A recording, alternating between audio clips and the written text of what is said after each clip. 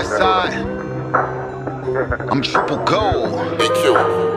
Yeah, picture me rolling with some Dayton's on a Benz. I got no love for you niggas, ain't no need to be friends. Included you in my vision, thought you wanted to win.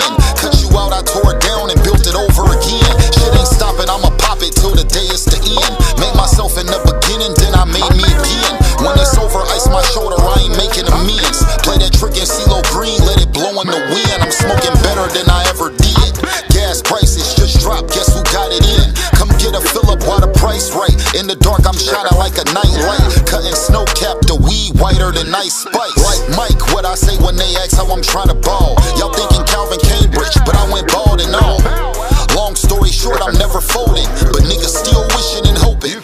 Picture me rolling, shining when you see me outside. I be chain smoking side, got me out of my mind. She be calling, trying to kick it, but it's hard to find time. Wake up in the morning, thank God, and then grind. Yeah, I don't pop pills, can you picture me rolling? 4K still, can you picture me rolling? Undeveloped film, can you picture me rolling? Fuck a record deal, can you picture me? Picture me, you niggas tickle me. Ain't fucking with my baby pictures, is you kidding me? Triple gold, made Dayton daily, I'm back in that mode. Before the summer's over, match me, I smoke out the bowl, make it roll. In the beginning, shit was going slow. Pack drop, this growing wings, come get it for it's gone. Check the mail, break a box like I'm Donkey Kong. Did a reel, made a sale before I up the post. Phone ringing, where you at? I'm on the way to you. Out the trunk, I made a killing, I know Ray Caruth. You can't dunk if you need me to throw the alley-oop. Never seen a meal, but it's coming soon, I found the loop. Went to Muse, in the dark you see my jewelry gleam. Had to make some chicken soup, them niggas sick of me. I'm back together, niggas wanna see me broken. Of course I had to triple my golden. Picture me rolling, shining when you see me outside. I be chain smoking side, got me out of my mind. She be calling, trying to kick it, but it's hard to find time. Wake up in the morning, thank God, and then grind. Yeah, I don't pop pills, can you picture me rolling? 4K still, can you picture me rolling? Undeveloped film, can you picture me rolling? Fuck a record deal, can you picture me? West side, I'm so motherfucking triple gold. Niggas hoped it was over, but in my mind, we just getting started.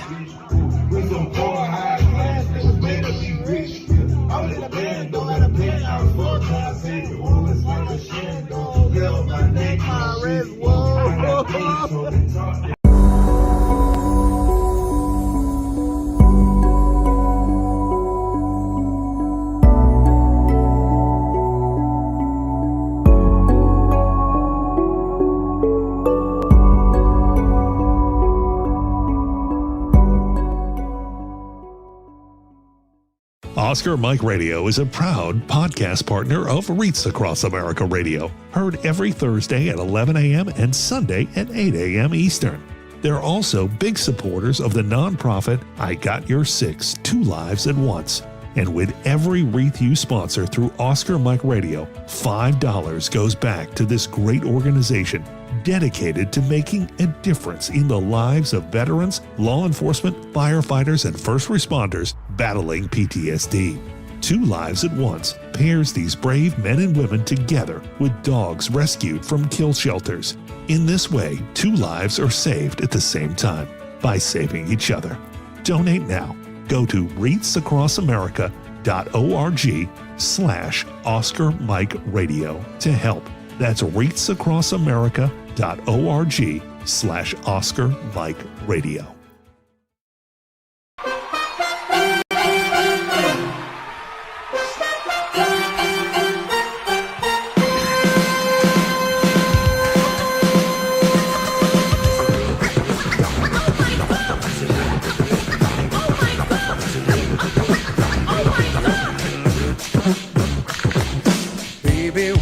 Met you, there was peace unknown. I set out to get you with a fine-tooth comb. I was soft inside. There was something going on.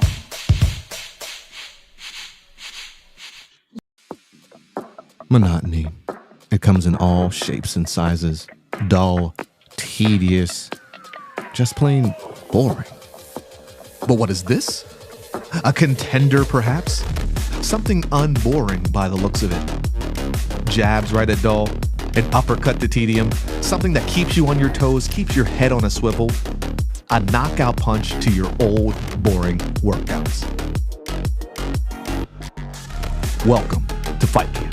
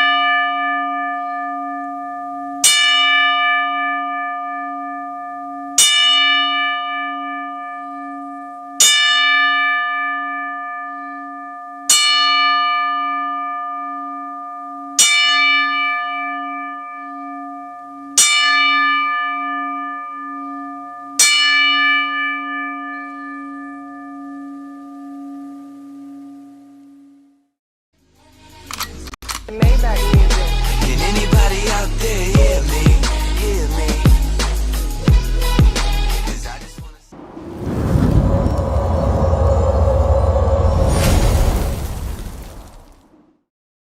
Get ready! Woo! We are on tour and we're doing it better than anybody else alive. Now, Buddy Landell, it's so hard for me to sit back here in this studio looking at a guy out here hollering my name when last year I spent more money on Spilt liquor. Yeah, every bar's holy, straight divinity. Great stability with ancient wizardry. God ghost writing on the page after I prayed, he visits me. My frame is spiritually plateauing when angels lifted me.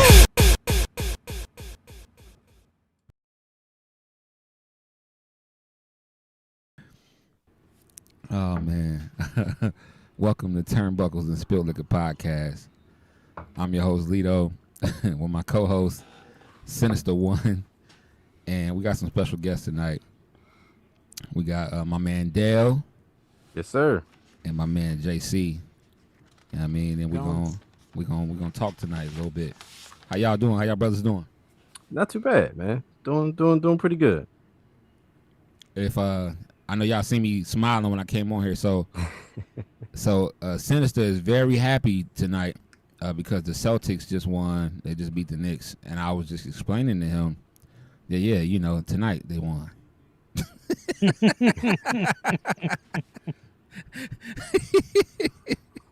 It's gonna be very hard to beat the Knicks without Jason Tatum. So it's 113-90 right now with 4 minutes left. So they doing it. Well, you said Peyton Pritchard is 6 for what? 6. He just come in and he's already 6 3-pointers. 6 3-pointers for Peyton Pritchard. Okay. Pritch, please. Pritch, please. Pritch, please. Pritch, please. Jaylen Brown. Pritch, please is hilarious. Pritch, please is hilarious. May is Mental Health Awareness Month. So I wanted to, ask everybody on here, you know what I mean? Like, how y'all doing? If you had to put your mental wellness on a scale of 1 to 10, where would you say you are today? Anybody can go. I'm a 7 right now. You're a 7. Okay, you're a 7 because the Celtics winning. Okay, I got you. It's elevating. No, it's not over yet. I could be an 8 or 9 by the end of this. Yeah. We talked about this. Yeah. We talked about this last week. It's going up. Yeah. It's elevated 7 right now, fam. What about you, Dale? I think I'm about like about a solid 8. This week hasn't been treating me so bad. So, and especially down here, with you guys ready to rock. So this is always a good time. Word. JC, what about you? I'm gonna put myself at about an 8. I would say. The real world everyday grind is going all right. And this weekend we have our show in Dedham, so I'm excited about that. So yeah, I'd put myself about an 8. Absolutely. That's dope. I'm probably like a 7.5, somewhere around there. I teeter between a 6 and 7 or 6.5, 7 usually. Because I feel like if you're at 8, that's a perfect day. Yeah, it's a good day. It's a good day. Today was a good day. Ice Cube. Yeah. Yeah, exactly. So I'm like about a 7, 7.5. So yeah. Not 9 or 10. You lying? Oh yeah. Well, what's so crazy? Like some of our guys in our men's group, like they'll come on. They just had to, like our dude Ed. Shout out to Ed. He'd be like, "Bro, I had a great day. I'm 10, bro." Dang. Yeah, bro. He's always at like a 9 or 10, just because he's like, nothing bothers him, bro. Like nothing. That's a good thing. He's able to look at maybe mistakes he made that day and then be like, you know what, this ain't even stuff that we can control. I'm not gonna waste my time. Yeah. See, I aspire to unlock that level of bro. Of that bond, He's like the he got the glow. Yeah. Bruce Leroy. Yeah. I need some of that. For real, bro. He got the glow. I'm gonna say he do these things every day on YouTube. It's called Shut the Fuck Up and Relax. Okay. And they're like 10 minutes long, and he does like every day he's talking like about like how we can look at things differently in life. I'm gonna send them to you, bro. Okay, yeah, please. That's my guy. He's a good dude, all right, man. Cool. All right. Cool. Do that. Yeah. So then once you see what he's saying, you be like, okay, I can see how he's always at like a 9, 10. Yeah. Okay. If he's ever below a 9, something that done happened that done threw him off. Okay. Yeah. But usually he stay up here. That's where he at. Okay. I need some inspiration. Yeah, for real, bro. And he the one to give it to you. For real, bro. We got some sad news, y'all. We got some sad news a couple days ago. Sabu passed away. And it's so crazy because Sabu was about to come on here. Wow. We were talking to him on IG. I had been having conversations with him. Wow. And we were setting up dates for him to come on here. Wow. How crazy is that, bro? We were at the final process. He was actually putting out his stipend that he was looking to get to come on the show, and we were going to be discussing on working those figures out for the show. And then that was like Wednesday. Wow. That was like Wednesday of last week. So we was man. Because it was Tuesday. Because it was Tuesday night we did the show. Yeah, we did the show Tuesday, and you gave me the update and said, okay, you asked me, and we were like, okay, let's work on this and let's see what we can do. And then I woke up that morning, Sunday morning, and you had hit me up and said, yo. And I was like, bro. I was like, what the I'm fuck? like, Sabu passed away. I'm like, what? First, I didn't believe it because you know how everybody's like, I'm like, let me go and do some research. Yeah, that's the new thing. Yep. Lo and behold, I seen Taz put a video out. Yeah, that was the first thing I seen. And I'm like, When I seen that, I knew it was real. I'm like, that was gonna be huge, bro. That interview would have been crazy. I would have had to pull y'all in. Yeah, without a doubt. Yeah, I would have had to pull y'all in, bro. We would have had to like really, you know what I'm saying? You know what's crazy about the whole thing too? Wrestlers dying. The weirdest thing is the timing has always been right before a Raw. You go back and look at everybody who's recently passed away, and it's always been right before a Raw, which is crazy. You had Ultimate Warrior. He was at WrestleMania, speaks at WrestleMania. He spoke on Monday Night Raw. And spoke on Raw. Yeah. And was dead the next day. It's just craziness how this world evolves sometimes and how this works out. It's just surreal moment. And the sad part is they can't even really pay their respects like they used to do on Raw because of the whole Chris Benoit situation. Ever since that situation happened, they've pulled that whole thing back. Well, I don't think that would really apply to the. Sabu was in WWE in 2006 for like 6 months. I don't think they're going to do a show-stopping celebration on a Monday Night Raw. I thought they were going to do a 10-bell salute for him, but they did a nice memoriam. They did a nice memoriam for him, though. Yeah, and CM Punk went up there and pointed, you know. Yeah, he just So yeah, Karrion Kross did something too. He had a dark match, and Karrion Kross also paid his respects. Okay. So it was recognized. It was felt. And they own that brand. They own that ECW brand now, so. Yeah. Yeah, that's true. But man, bro. That's just crazy how that happened, man. Yeah. I haven't seen what the cause of death was or anything like that. I mean, it hasn't been announced yet, but he wrestled 3 weeks ago in his retirement match and was apparently pumped up with drugs. He couldn't, his feet were bleeding. His legs were locked up.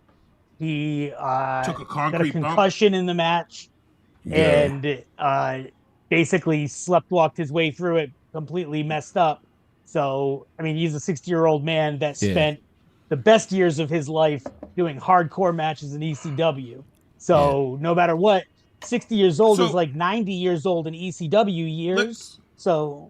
let's get right into this, because a lot of people don't know don't know who we have on this show with us tonight, and I'm gonna go right to JC. JC is a promoter of NCW, and a lot of people looked at this match, and there were a lot of people saying that when he arrived at the arena, people were saying he wasn't ready to go.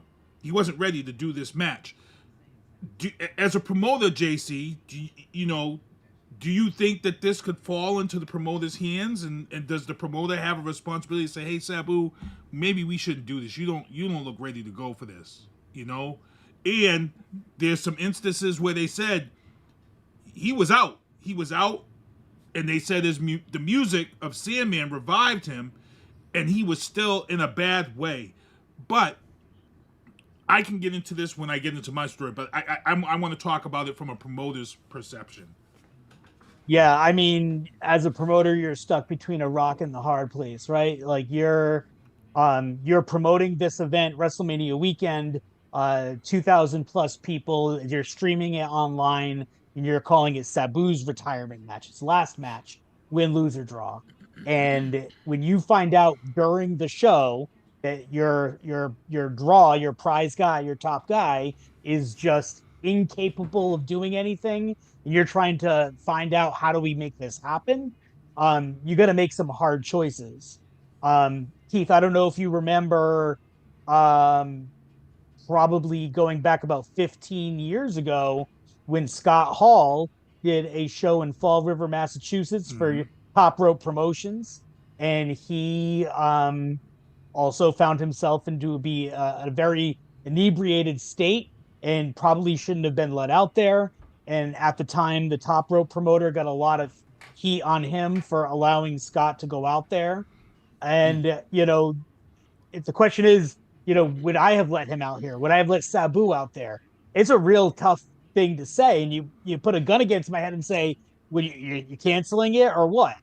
I think if you were to cancel the match with Sabu, if you couldn't find a way to at least get him out there and just wave to the fans or say, hey, I wish I could do this, but I can't, then I don't know, because I'm not sure I could have in good conscience let him wrestle out there. And if there was a medical staff, which I don't believe there really was one for the GCW show, after the bump to the outside of the concussion, he definitely shouldn't have been allowed to continue. And when Sandman's music hit, they probably should have just done Sandman and Joey Janela and not even have Sabu get involved any further. But again, those are in the heat of the moment when things are happening live during a show. It's really tough to say. I wish I could be the altruistic promoter that'd be like, I would never allow that to happen. But I don't know. I don't know what the circumstances would be to get me to pump the brakes and say, no, we're not doing that. But I do think Brett Lauderdale, the promoter for GCW, he might get some negative feedback from this, because a couple of days after Sabu's death, maybe even like a day after, Yahoo Sports, they released an interview with Joey Janela talking about Sabu's retirement match and talked about putting him on this synthetic drug that he got from the weed shop, and basically forcing about that. Wow.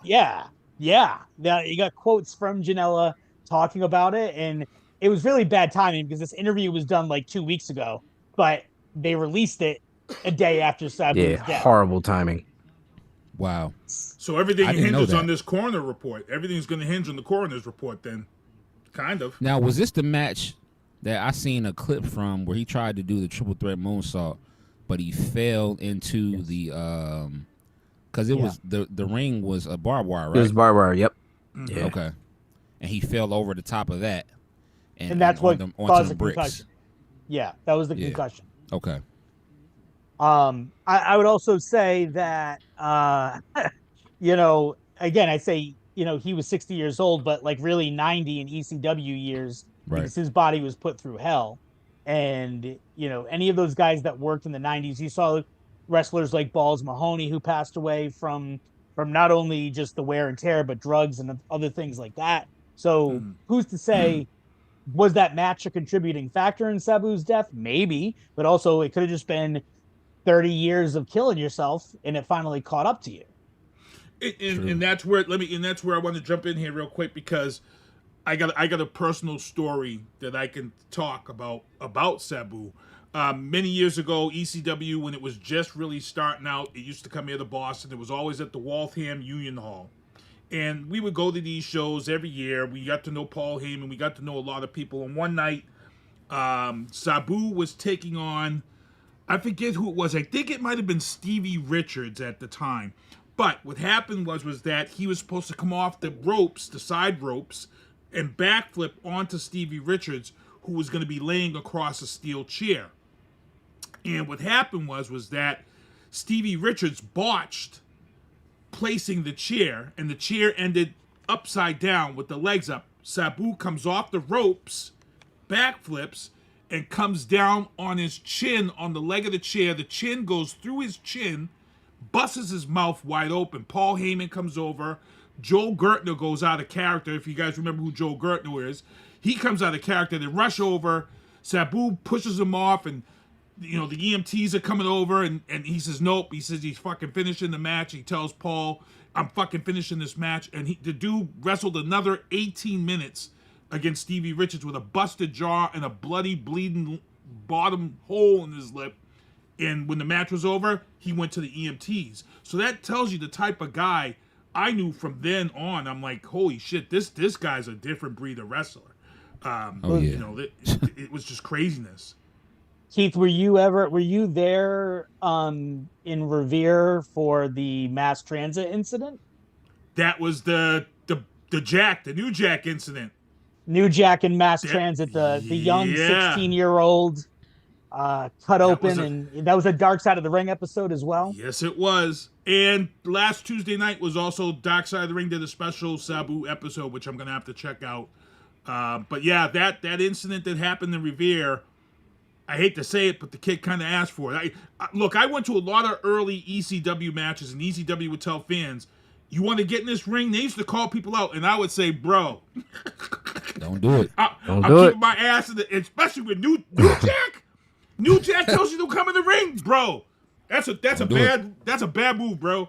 Don't go in the ring when New Jack tells you to come in, bro. Don't do it. Do not do it. Mm-mm. So Eric Koulos, mass transit, the kid that got himself cut open, he was 16 years old, but he was wrestling down here in Rhode Island. He had done about 8 pro matches before that. I saw him wrestle at a New England Wrestling Alliance, an NEWA show prior to that incident. And then one of the midget wrestlers, Tiny the Terrible, brought him down and gave him a ride to the show. And by a couple different circumstances, you know a guy, you got a friend, whatever, he got on the show, and that kind of led to this incident. But when I worked, but he didn't look 16. Matt Transit didn't look 16 at all. That kid looked like he was 21. he was like 350 pounds. Yeah, he is. Now, JC, are you familiar with Twisted Tate? I am not. No. Okay. What's that? What's that? He was in he wrestled in the Indies for a while. He said he knew Sabu pretty well. Oh, really? Yeah, but he didn't have good things to say for sure. I have worked with a couple of the old ECW guys. And overall, I think just when you're a wrestler coming from that era, from that age, you got to be a little tougher. You got to be able to come at them straight and legit. If you try to bullshit them, or if you try to, play around, or I'm a really big fan, you have to just come to them straight, show that respect. Yeah. And they'll probably respect you right back and, do business. We talked about this in the chat when he sent that quote to me. I said to Kevin, that era, you had to be an asshole in the sport, because if you was a nice guy back in the 90s, you got stepped over. You didn't get no respect. You couldn't be a nice guy. You had to kind of be an asshole or a person who fought for what they wanted, because the 90s was ruthless. You had WCW still out there. ECW was coming up through the ranks. Backyard Wrestling was making a big hit in the 90s too. You say you don't know who Ruckus is, do you? I don't know who Ruckus is, unless he was under a different name. Nah, that was his name. He wrestled in 3PW and ACW. Here's the problem. I knew 3 Ruckuses that wrestled. So if you come out of the time frame of wrestling, everybody was the Ruckus, the Destroyer, the Executioner. You know, This guy was a bigger guy, but he was doing flips, like off the top. I mean, he was doing some crazy stuff. Yeah, was he Sabu. XPW? Was he for Extreme Pro Wrestling? Did he wrestle for them too? I think he was. Yeah. He did. Yeah, Sabu is responsible for probably getting a lot of people into backyard wrestling and things of that sort. Sabu was when I think of ECW, for me, Sabu's the first to come to mind. Sabu and then Taz. You know, they had some legendary beefs. So for me, Taz was my favorite wrestler. Yeah. So I don't know about you guys, but that was it for me. If you mention ECW, It's Taz, but I go Shane Douglas. I go franchise. Yeah, franchise and Raven were my two. I was definitely a Raven guy. Yeah. I was doing tape, so that like 95, 96. So I was 12 and 13 years old, but I had discovered ECW because it was on the Spanish station in Worcester Fridays at 1:00 in the morning, and I got into tape trading. So I would send tapes out, I'd get tapes back, and that's where I saw some of the first Sabu matches. Yeah. And like they spent, because Sabu and Paulie had a falling out, so they didn't get to do Taz and Sabu for like a year. So when Sabu came back, like they started building this Taz Sabu match, and I was a Raven guy, so I was into Raven and Dreamer and them feuding with each other. Beulah McGillicuddy, the beautiful women of ECW, but like the aura between Sabu and Taz, that no matter when by the time they wrestled at Barely Legal 97, that match was okay. That was like a blood feud, and that should have been them just killing each other, but they just kind of wrestled the match. But everything, every promo, every like, run in, like the music videos that Paulie used to throw out were some of the coolest. Like, you know, if you watch WWF and WCW, it's like, that's all right, that's kind of corny. But ECW was so cutting edge with the rap music, the rock music. They were just so cool for like a 14-year-old kid to be like, this is the greatest thing I've ever seen. This is it, yeah. First time I ever seen Sandman, and that entrance music comes on, and then he's up in the crowd somewhere with beer in his hands and and then he just goes bow, bow, bow. Yeah. Makes himself bleed. Yeah. And he drinks the beer. Like, I'm like, this dude is crazy. When I first seen that, I'm a kid. I'm like, yo. Yeah, I've done the whole, you know, they always say don't try this at home, and do not try this at home, kids. Don't. But I've injured myself quite a few times emulating stuff I've seen from ECW. The Pepsi can. I'm trying to pop a beer can with a Pepsi can. I cut my finger. I'm trying to do, while we're talking about Sabu, I tried to do an Arabian face buster on a teddy bear, but just completely just ass the chair to the floor. Wow. Hey guys, because the teddy bear is super thin. we've got a lot of people in the chat tonight tuned in. Holy Christ! I just looked up. Because we've got a good. Amari Cummings is in the chat. What's going on, Amari Cummings? That's my man Tari. Shout out to Tari. Yeah. Daryl Martin is in the chat. He says Dream is another one to think about. My man DJ. What's up, DJ? Daryl Martin says Sabu versus Ray at ECW One Night Stand for the heavyweight title was one of his best matches too. I forgot about that. Yeah, you know what's a really under-heralded Sabu WWE ECW match was him versus John Cena. It was like on a Monday Night Raw or something like that. Yeah. And Sabu actually talked about it. He goes, you know, John was really professional. Like, I forgot spots and John called the spots for me. He never ate me. Like, it was just like, that's a weird contrast in styles, but man, Cena and Sabu had a pretty... Was that the match where Sabu came off the chair to the top rope and balanced on the top rope, and then he backflipped on Cena?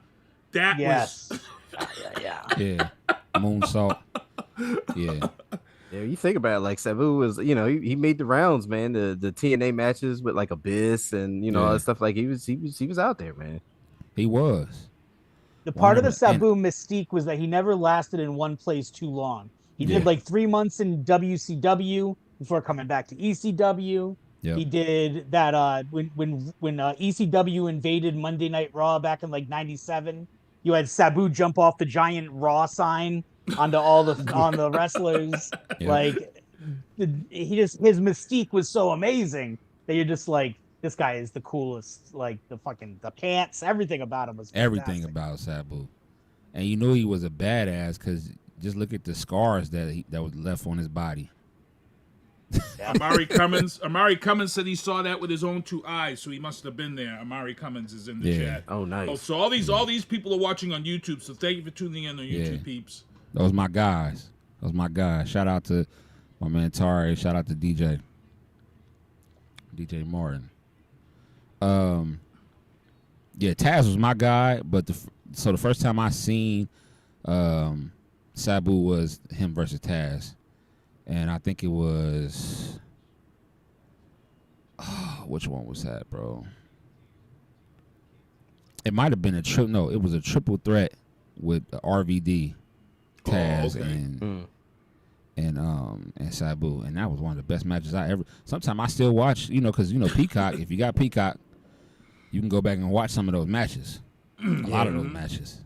It's tough watching any of the old stuff on the network or anything like that because the best part of ECW so bad. Yes, the music's so bad, dude. so bad. It's the music was half the fun, man. Absolutely. So if you lived in Philadelphia, you could have went. Everybody's music without their permission back then too. Yep. Yeah. Well, you know what? He didn't care. You know how hard it is. If I put a video on Facebook today and I use any kind of copyrighted music, that stuff gets flagged immediately. Yep. No sound. So here's the thing. I hear a lot of people complain about it. Here's the funny thing, and I'm a DJ, so a lot of my music doesn't get pulled down because I'm a professional DJ. So when I do music, I use that as my reason. But a lot of people don't know why they're flagging and stopping copyrighted videos in music. A lot of people don't know why that is. Do you guys know the real reason of why they stopped that? Why they killed that? Why? No. It has nothing to do with people putting up music. So back in the day, remember when music was streaming online? Remember when you would go to a concert and the big thing at a concert was everybody would say, "Oh, I'm about to do a song," like a Beyonce would say, "Pull out your phones. I'm about to do this song." And she would do like Single Ladies. The reason why they shut this shit down is because they found out that recording artists were boosting their streams during live shows, because back in the day when they would do a song like Single Ladies and tell everybody to put their phones out and they would stream, if you got 10,000 people in that stadium with their phones out and they're streaming this song live, guess who's getting a cut of that money of the song streaming? This is the reason why they put this in place, to block people from streaming music. So it wasn't to screw us over as consumers, it was to screw the artist over. And the only reason why I know this is because I manage a music artist. For instance, a lot of people don't realize this in the music industry. Independent artists are now getting their money. They're finding their money. Back in the day, independent artists didn't get their money because there was no way to really track it. So what would happen is that your music, if you didn't collect on your music, it went into this thing called a black box royalty. Black box royalties sit in this place for 3 years. After 3 years, if an independent artist doesn't collect it, the top 20 artists in the country get that cut of your money. So Beyonce, the Taylor Swifts, and all them, they get that cut of your money. They get a check cut at the end of the year off those black box royalties of independent. The music business is so shady, bro. Word. It is shady as hell. That's crazy. Real quick, man. Dale, talk about your podcast and when y'all come on and how people can check you out too.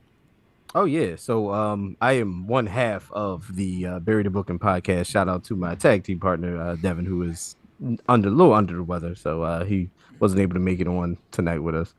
But yeah, we're weekly podcast, do pro wrestling. Usually talk about Monday Night Raw, SmackDown, any blaring news, and we started a new segment on the show maybe about a month ago, where we do AEW in a nutshell, because it's like a couple things happen on AEW, but it's never really anything to talk a whole bit about. So we usually close the show with Devin does like a rapid read of like anything, and we just like go back and forth on it. It's hilarious. But but yeah, so we go live on Twitch usually Sundays around maybe anywhere between like 12:30, 1:30, and we upload to YouTube, Spotify, anywhere you listen to podcasts, we're on there. Yep. Word. And JC, I know you got some big news coming up. Oh yeah, we got our show Friday night in Dedham, Mass, for our anniversary show, our 28-year reunion event. I know when I was back with you guys in March, we talked a little bit about it. Kicking off our 28th year, going from the backyard to today. Been doing this since I was 14 years old. So looking forward to Friday night. Hopefully we'll pack the house in there to the VFW and have ourselves a good time. Sounds like fun, man. Absolutely. Sounds like a lot of fun. I got to show. You say you gonna go, Sinister? You gonna show up? Look, my Friday night, I'm off. I might have to pull up because I did wrestle. When I wrestled. I wrestled in NCW twice. And one of the things I was told was that for a guy who's never wrestled before, I had one of the loudest pops in a match when I came out. You can't talk about that and not put that up. You can't talk about it. We'll put that up for next week. I came out to Lil Wayne. She will. And the place went crazy. I timed out to right She Will. Yo, why not? I put it out there, bro. I put it out there. She bro. will what? In the wrestling ring. What's she gonna do in the wrestling ring? It was a good time. It was a good time. JC did a good fucking job, because I'll tell you right now, I never wrestled before in my life. JC and the NCW guys at that time, and to be honest, one of the guys who I worked with, Anthony Green, who's been on NXT and everything. Anthony Green was green. He was just a young kid. He was doing refereeing. And this is a kid who I stunned in the middle of the ring, and he sold that shit like I was stone cold, bro. And it was a good Dale, time. Check this out too. He had a leather jacket on when he's stunning people. He's stunning people with a leather jacket on, and that count was fast, bro. It was a fast count? It was a fast count, bro. The fix was in. I had to sell the count because I had to sell the count quick because the champ was getting screwed over. There was bullshit that calls. Count was like that count JC was trying to screw him over, That was a fast count. That looked like a lot of fun though. Stunning to the leather jacket. She will, right? Stunning to the leather jacket. Well, to be honest, what's the best part? The fun part was the person who I had to wrestle. We had to sell this match because it was a fundraiser for the Pop Warner football organization.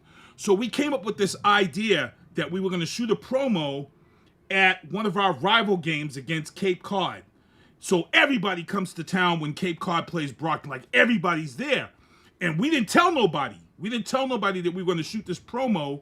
So the person I'm wrestling, he comes down to the field with a police officer to give me a restraining order so I don't put my hands on him until the match. So then we kind of get into this. So people are all like, and he comes, and he sold it well, because he comes through and he's like, oh, I'm here in Brockton where people can't read and y'all don't know. And then he's like, I'm here to root for Cape Cod today. Yeah, the video, all of it is all up, the promos and everything. The match itself, it was a street match. And, JC said, hey, let me put this in my hands. This is what's going to happen. You're going to do this street match. Just follow our lead. Listen to what everybody tells you, and you'll do. And it is. I think for my first time, I think I enjoyed it. And, yeah, it was a good time. He got me in there a couple of times. I've done it twice, so. That's dope. I need to see this. Yeah, you're going to have to post that, bro, because it was hilarious. That's awesome. I'll post it on the site. I'll post it on our Facebook page. That's awesome. Let's talk Backlash, fellas. Fatal 4-way.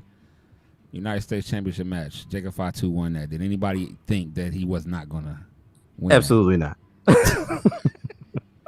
Jacob Fatu is on fire. Yeah. Now, we got to talk about something that happened during that match. He looks like he's about to lose, right? For a second, he's about to go through the table. Solo pulls him off. Then all of a sudden, what's his name? Jeff Cobb. Jeff Cobb. Yes, sir. Jeff Cobb. Jeff Cobb shows up in the WWE. Yeah. Yeah. Now, Jeff Cobb and Jacob have had some matches that were like, they were kind of like rivalries. So what I'm hearing is Jeff Cobb is going to be Solo's new muscle. Yeah. So yeah.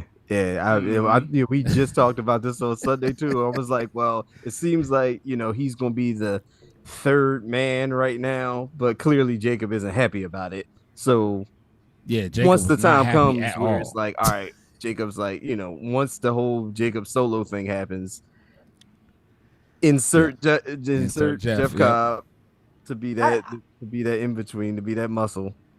Don't watch WWE too much these days, so pardon me for my ignorance, but how the hell are they still doing bloodline storylines at this point?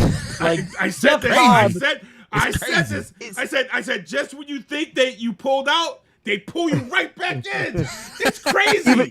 Even though they're not calling it the bloodline anymore, it's just some guys that kind of look similar from a similar background, like doing Jeff things. Jeff Cobb comes from an island 1,000 miles away from. He has nothing to do with I'm going to join the bloodline next. I'm from Rhode Island. Like, what does that even mean? Like, then someone from Staten Island can join.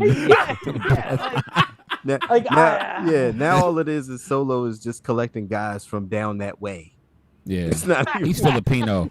Jeff Cobb's Filipino, so I don't know. Like, Jeff Cobb's a great wrestler. He's been doing stuff, all over the world for many years. Like, he's also a little bit older, so get that bag. Yeah, if WWE's offering you a good contract, take it, do your stuff. But yeah, I just the Solo. I don't know. How are we still doing bloodline stuff? I have a hot take on this. Okay. My hot take is this is going to insert. So if y'all paid attention to how Solo or how Jacob was looking at Solo when he was walking after he won, he was walking past them. He was looking at them with like, what are you doing? Like, so this is, that we have history. Like, you gonna do this? So this is what's going to, because I follow Mama Zilla. Shout out to Mama Zilla on TikTok. I actually was talking to her the other day.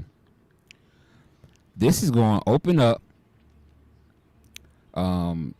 Jacob to kind of like have his own little faction, and this is how we're going to get Zilla in the WWE. I mean, I think that's probably likely. Although, since Jacob Fatu's already getting babyface pops, he's already just a babyface.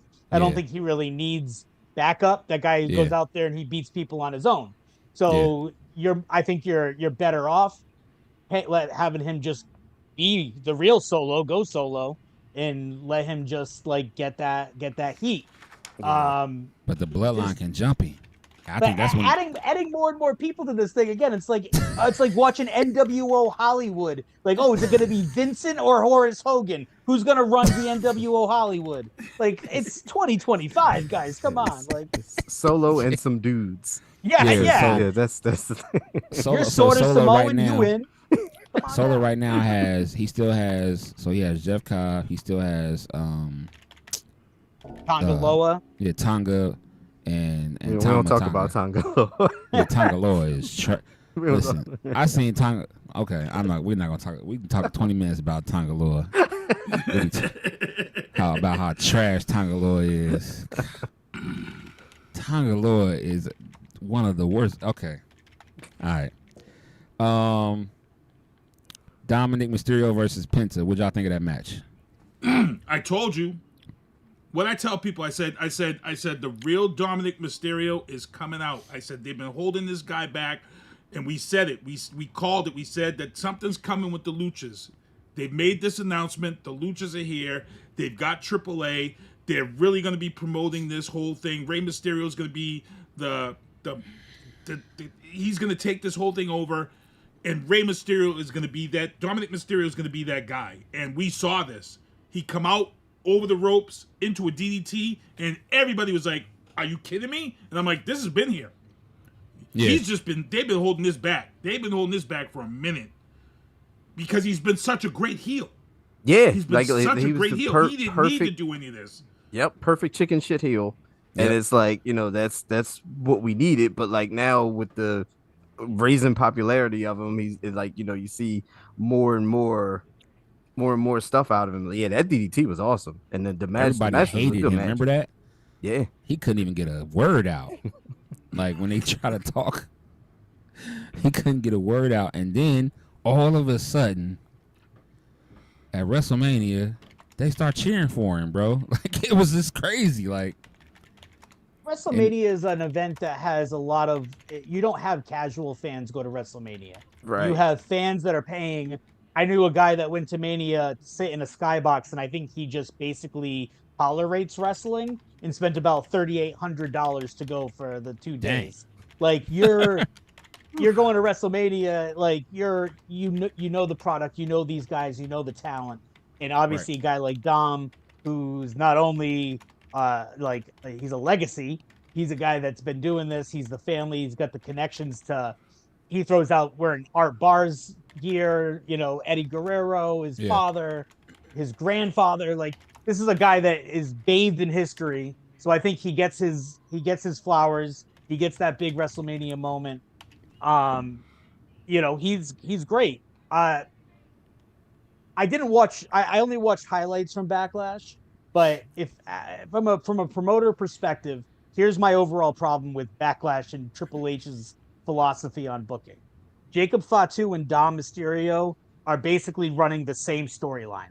They're both two guys that were supposed to be heels. They're getting those babyface reactions. They're in these groups, Judgment Day for Dom, Bloodline Hollywood for for Fatu. But then they're kind of, Dominic's a couple steps behind in his babyface journey. He's still in Judgment Day. He's getting there. But it's all going to lead to the same place. Dom Mysterio is going to end up saving his father at some point, getting a huge reaction, and he's a made guy for life. Yeah. But you have those two matches at Backlash. Becky Lynch got into some stuff during her match, but at least her match was probably the best match on the card. Yeah, Lyra and Becky. Yeah. But if you're gonna do all that Memphis level Gaga BS bullshit in the main event with Cena and Orton, I probably wouldn't have done all that stuff in the U.S. title match or the Intercontinental title match. Interference in every single match. That's it's fair. like, Judgment Day's out there. Turn. No, just kidding. El Americano's out there. Like, just so much run-ins, interference. If you're gonna do that main event, don't do all that stuff on the undercard. Wait for it. Save that for the main event. But that's Triple H. That's what he does. Like he loves that. He loves that. Yeah. Speaking about the main event too, the main event, it was a great main event, but it was just a lot of. I knew they were going to kind of pander to Randy, since he was in St. Louis. Play the hits, man. Play the hits. These are also guys. What the last time they wrestled was 8 years ago. Yeah. Like John Cena is 47 years old, and I watched WrestleMania, and I saw how fast he was going at WrestleMania. This is a man that his bump card is. He's only got a couple more holes to punch through. He cannot do what he did 20 years ago, let alone 8 years ago. So they were playing to the last row in the bleachers. They were doing big, they were going wide, and it works because Randy Orton and John Cena are two professionals that are great at what they do. They're just doing it a little bit slower than they used to be able to. Facts. 10:20. Let's hit Raw. Raw review. What y'all think of Monday Night Raw? I know you probably didn't see it, JC. Did you see any highlights? The only thing that I caught was Becky Lynch. I don't think people want to boo her. I think she's everybody likes Becky, so it's kind of like, why are you being a bad guy again? Yeah. But like, she cut a promo that was very good, and it sets her up. Like, she put the belt on. She should be world champion. That's what I said. Put the belt on her. Like, she's the best at what they do. And I guess Big E recently said something in interviews saying that like fans should be giving women's wrestlers a little more grace when it comes to age. Yeah. And there's no problem that John Cena's 47 years old, but God forbid Becky Lynch might be on the tail end of her 30s, about to turn 40. Like, oh, she's gonna get out. She's too old for this. I don't like the way they're doing Bayley right now either. I'm not feeling. Oh that. Yeah. Bayley catching a lot of strays, which is pretty bad. Man. The same way you feel about Trish Stratus, that's fair. Bayley. I get it. I don't have to say. I get it. I understand. You understand what I'm saying? That BBL. Nah, it ain't. That's real. That ain't no. Red beans and rice didn't miss her. No. Red beans and rice. Oh, here's another one though. What, she's been around, like what, the 4 horsewomen, right? So Charlotte, she's been around for a long time, Becky. but she's a great wrestler. Yeah, and I just feel like they do her dirty, man. I don't know. Getting pulled from WrestleMania was some bullshit. That was wild. That was really wild. And she spoke on a podcast about that too. Chris Van Valet, right? Chris Van, yeah. She was even saying in her interview, "Oh, when this comes out, it'll be after WrestleMania, so you'll understand." But like, she was a good soldier that entire weekend, knowing she was not going to be at WrestleMania. Yeah. Again, give her moment, man. Like, she had a banger of a match the previous WrestleMania against Io Sky. Like, let her cook. Like, I don't like. And they did that whole gauntlet thing. Like, they ran the table in that gauntlet match to win to win the right for the match. So she did all that work and Yep. But yeah, so I mean, I'm assuming they're going to build the Bayley versus Becky. I'm sure that's coming down the pipeline. And I would say, put the belt on Becky and let Bayley beat fucking Becky for the belt and have her get like a big crown. Do it at SummerSlam. Have a big, beautiful moment for Bayley. Like, and let me say this too. I also feel a way about.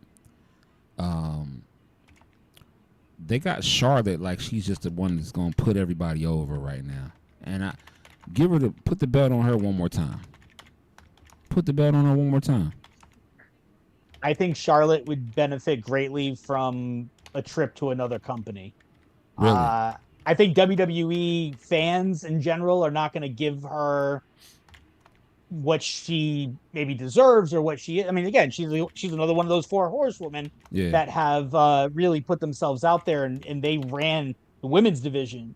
But like, look at what Sasha Banks, Mercedes Moné has been able to do wrestling in Japan, wrestling in AEW. Yeah. Like, maybe if Charlotte took a couple years away from the WWE machine and did something somewhere else, her stock is going to rise even bigger. Came back. Yeah. comes back. Yeah. Exactly.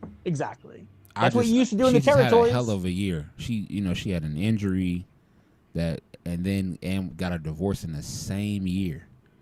Like, they liked her for a second when she came back until she won the Rumble, and then everybody was like, "Oh." When she went to Rumble and won, everybody was mad. Mm-hmm. Well, I mean, shit. It's Queen. It's the Queen. What do you expect? What is it? 15-time? What is she? 16-time world champion? It's like, it's Charlotte. What do you expect? It's the Queen. What are we talking about? Like, and she's still amazing at doing it. And amazing, has not lost a step at all. She made what's her name look good in that match. Tiffany, yeah. She made Tiffany look very well. Tiffany looked like she had chipped her tooth or something at the end of that match. I don't know how true that was, but it looked like it. Yeah, it was her makeup. It ended up being her makeup. She was on IG right afterwards. She said, "Hey, don't worry about my tooth." I guess her makeup rubbed off on her tooth. But they still spun it in Tiffany their story very well. Mm-hmm. Yeah. What y'all think they doing with Jey Uso? Y'all like what they're not giving him the main event for a guy that they call main event Jey Uso. This is true. He's got his match coming up at the main event Saturday shows, night main because we event. said, Saturday main event. Yeah. That's what he's gonna do. He's gonna do that title 4 times a year at this main event. That's why they gave him that title. He's gonna be just like Hogan and these guys were when they had that main event title, and that's his to lose. To be honest, my prediction I would love to see, I'd love to see Street Profits break up, and I'd like to see him lose that belt eventually to Montez Ford, because Montez Ford is insane. He needs to be a singles. He doesn't want to be a singles. Yeah. He doesn't want to anymore. No, Because he did for a while. I think he's in it for the long haul with Street Profits. He kind of kept it like it was crazy too. Like he was kind of saying something similar to the effect of, you know, he goes solo and we all know what's gonna happen to Doc. So he's trying to say. He already it's like, I know, you know, everybody knows. We've seen this story before. We've seen the Jannetty effect. Yeah. So he's definitely dug in with the Profits. And you know what, like that part of it, I was like, all right, you know, I love the guy, but I loved him even more after that. So he's willing to, because Doc is just gonna get released. Everybody knows what's gonna happen. Yeah. I don't think that Logan Paul is gonna beat Jey Uso at this upcoming show. But within the next year, he will be a heavyweight champion, whether you like it or not. It's going to happen. In the TKO WWE, it is 1,000% going to happen. I don't want to see that. It's going to happen. I don't want to see Make Logan peace Paul. with it now. Make peace with it now. Logan Paul can be the United States champion again, Intercontinental champion. I don't want to see him hold. I'm going to be covering a lot more AEW on the podcast once that happens. Nah, facts. I want because he's an amazing athlete. I don't want to take that away from him. Yeah, sure, yeah. But and he's from Ohio. He's from here. We got some more people in the chat right now. Patty Gone said Kevin's gonna come out to the Muhammad Hassan theme. My! Oh wow! Somebody just gonna tell on you. Somebody's telling on Kevin. Somebody said, here he goes talking about Bailey. Muhammad Hassan. Tari Cummins. That's said, Muhammad. Here he. Oh, okay. He said talking about Bailey. Tari said Charlotte needs to go home with me. Logan Paul is not it. Reed. Oh, they hating. They hating in the chat. Logan Paul is not. Listen, Logan Paul, like I say, he's an amazing athlete. I just can't see him holding the world heavyweight belt or the undisputed belt. You already said he was a good wrestler, but it means nothing about the wrestling anyway. He's a multimedia superstar. He's got his damn Prime bottles at ringside. It is a marketing wet dream for the TKO management group. And I would say within 1 calendar year, I'll come back on this show 1 year from now, May 14th, and he will have one of those belts. I promise you. I agree. It's coming. He's vested. He's vested. Yeah. That's crazy. Real quick, Sinister, give us your thoughts on Raw. Yeah, it was another good solid Raw. The main event was definitely good. They really. I'm sure Penta and his brother are soon to be put together, and I'm wondering who this other guy is, and I think it's R-Truth. I think they're gonna pull the swerve. I think R-Truth is playing this dumb game for everybody, and he's gonna be that guy. And here's what the funny thing is: if you put all 4 of these guys together. All 4 of these guys had rap music in WWE. Rock, Cena, R-Truth have all put rap music out. So you could call them the Wrap It Up crew. Hey, speaking of Rock, real quick, is the final boss shit done? So here's my hot take on this. Here's my hot take. Ruthless Aggression, which is the worst kept secret here in Boston, because everybody's talking about it now. We knew about it. I already mentioned it on this show months ago because they already was promoting it. Ruthless Aggression takes place in December here in Boston. It's John Cena's final match. I think, and I this is my hot take, the way that they're going, it's all been rematches. All rematches of his best matches right now as he heads out. What if Ruthless Aggression closes out his career, Rock against Cena in Boston for his final match? I think it's him and Punk.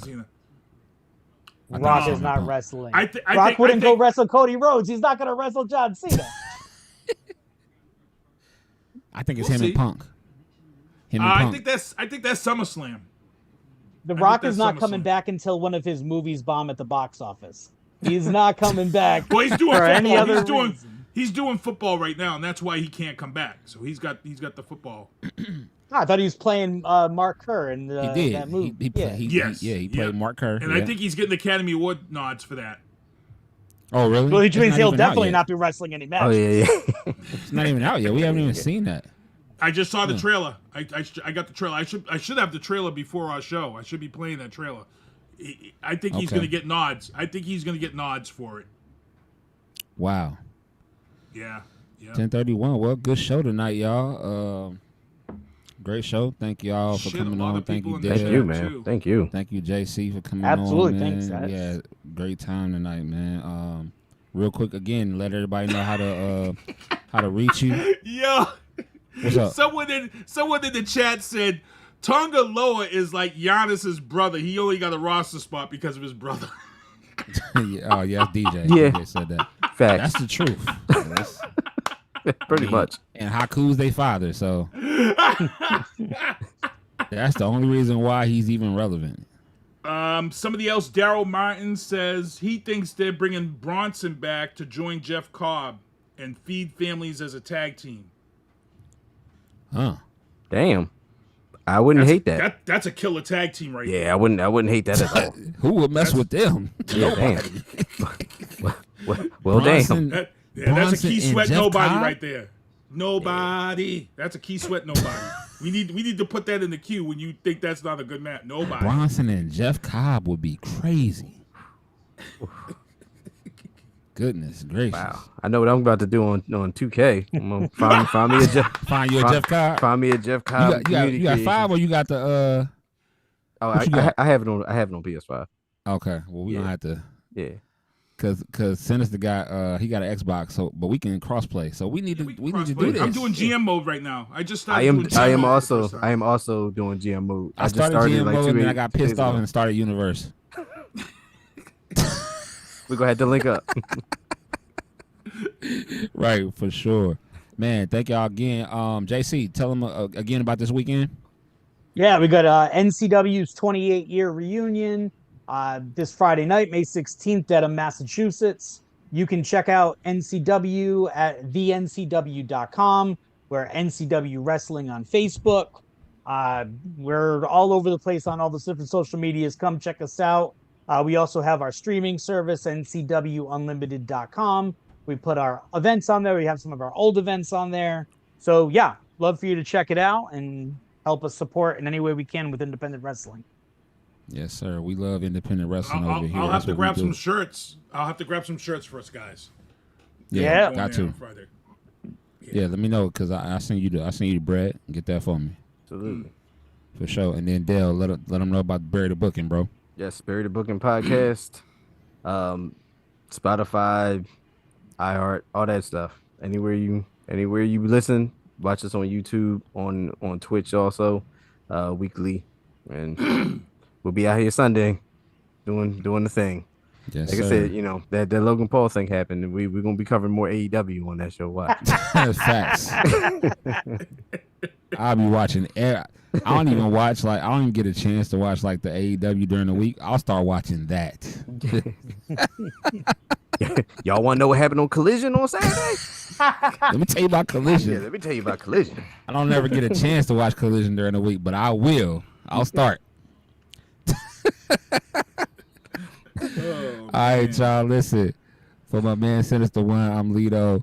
This is Turnbuckles and Spilt like a podcast, and we are out. We see y'all next week. real quick, while we were doing the show, I actually put up all the matches and all the promos from my time on NCW on the Turnbuckles and Spilt like a podcast. Let's page. go. So Let's you guys go. can go and check it out. Yes, check it let's out, go. everybody. From the very first, there's 5 episodes.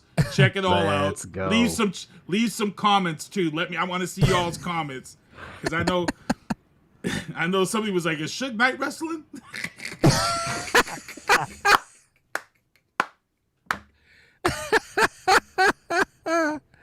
Oh man! All right, we That's out of here. hilarious. We out. All right, peace. In me vantage point, so I can't abandon joints. Gotta grab the coins, pay me wickedly. Superman and Thor, who am I? Haters mimic me, and they fans cheer them on with their capabilities. Wow, double entendre, crazy lyrically. Had to read a page in Timothy to take it seriously. Cause I ain't scared, I ain't got no fear, baby, get with me. Open doors for the people, you can say it's chivalry.